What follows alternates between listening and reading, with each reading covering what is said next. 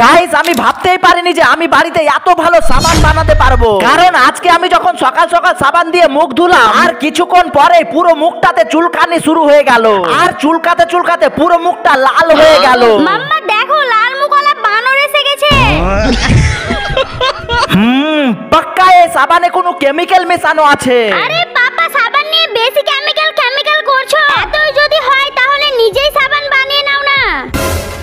আরে এটা তো দারুণ আইডিয়া, চলো বাড়িতে সাবান বানাই। তারপর আমি গাছ থেকে কিছু নিমের ডাল ভেঙে নিয়ে কিছু অ্যালোভেরাও কেটে নিয়ে নিলাম, আর এগুলোকে ভালোভাবে জল দিয়ে ধুয়ে দিলাম। এরপর নিম পাতাগুলো একটা একটা করে ছুটিয়ে নিলাম এবং অ্যালোভেরার জেলটা চামচ দিয়ে আলাদা করে বের করে নিলাম। তারপর সবকিছু মিক্সচার মেশিনে দিয়ে পেস্ট করে নিলাম, আর এতে সব পেস্ট দিয়ে একসাথে মিশিয়ে দিলাম এবং মোল্ডে ঢেলে দিলাম। আর 2 ঘন্টা পর দেখি আমাদের বাড়িতে বানানো সাবান তৈরি হয়ে গেছে, আর এটা ব্যবহার করতে আমার মুখটা হীরের মতো চকচকিয়ে গেল। ওই বেটা তুই অনেক কথা বলছিলি, তোকে লাগাবো সাবান। আরে